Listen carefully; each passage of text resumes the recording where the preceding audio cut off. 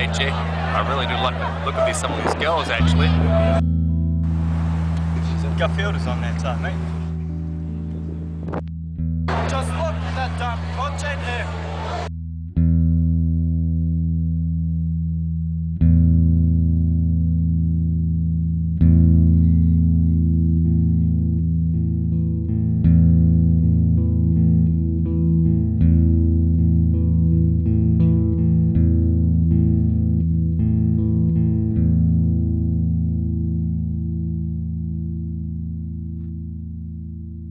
This time, it's gonna be different.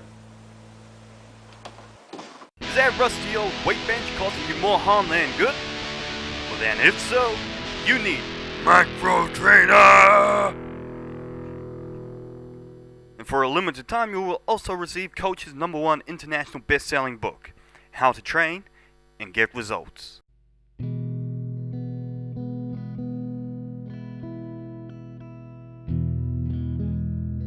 Yeah, well, my thoughts, I was against it right from the very beginning. I knew that Frank didn't need the extra distraction, and my job was there just to get him through to reach his goals. No, it didn't affect me. Camera or no camera, I had a job to do. When you've got a job to do, you can't be worried about whose eyes are on you. And I was there to coach. What his goals were, what was he there for? And as it turned out, he wanted the attention, he wanted the fame. So when you've got a documentary crew that's totally against what you are trying to teach your player, it does become a little bit of an issue. Oh look, I'm really happy that Frank went on to play in that fancy Indian league. I don't know what it's called. He got what he wanted. He got the fame. He got the name.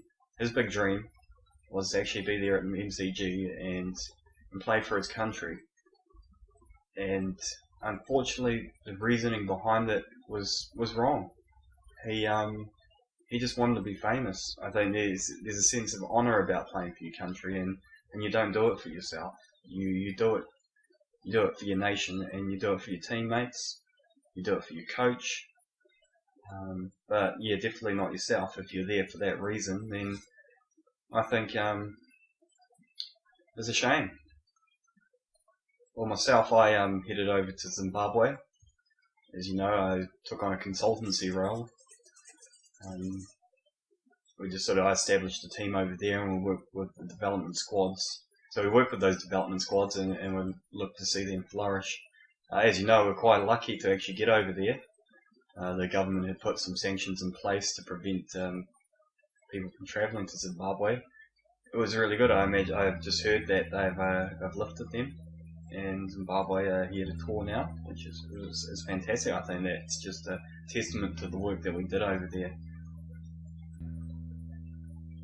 It was a great experience, and it was a part of the world I wasn't so familiar with. I am now, and we're looking forward to seeing the sport grow in the African continent. They're looking forward to coming to New Zealand and other parts of the world. Yeah, well, Daisy, I guess I don't know what to say about that. I think the documentary crew being in our lives was a bit of a problem for her. I was right all along that we should never have done that. I think it really was Frank. It was testing. I spent a lot of time with Frank, and I think he was a good player. He had the skills he needed. But what was really missing from his life was a father. And as a coach, I had to fill that role. I give the players what they need to succeed.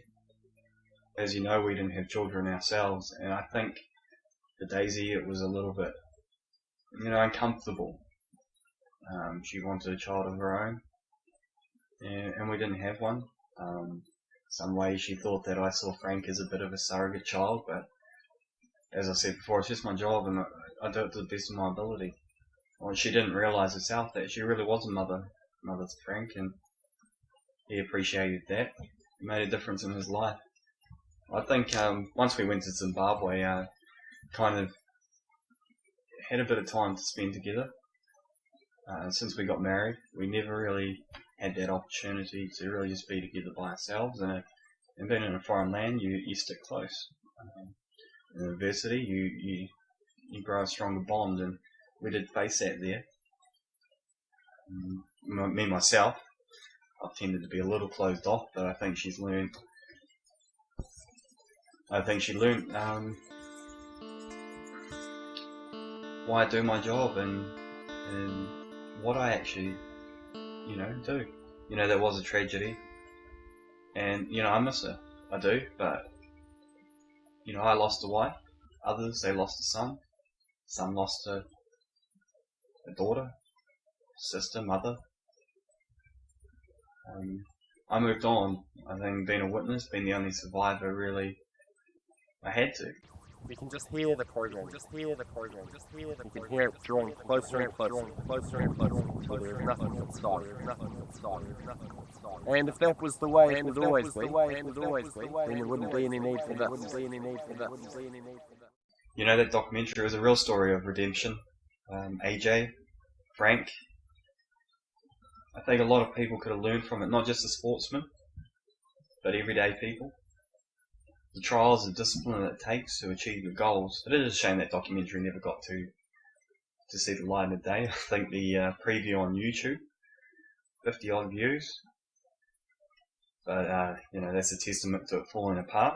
As we saw AJ over that time period, he had just come back from India, and he had actually kind of lived the life Frank went in to live.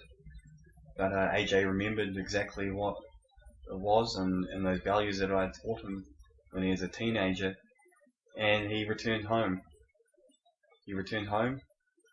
And he got on with his life. A little story I can tell you, I was heading out one day and just doing my walks as I do across town. So I was walking by and I saw this game of cricket, just stopped by, and I just want to have a watch. I love the grassroots game. There's somewhere to be, so I got up and walked past, saw Frank there sitting waiting to bat.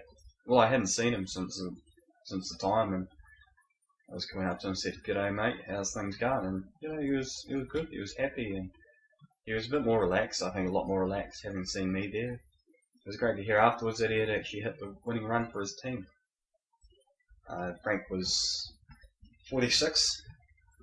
He had the opportunity to go for the big 4, the big 6, get himself to that 50, work on his stats. By the way, the not out will help his average. But he got the one run that the team needed, and I think, testimony to what he's learned and what I've taught him. Always makes you feel good as a coach. Yeah. He stopped hitting in that one zone all the time. Tried to teach him that they put a fielder over there because they know his strength.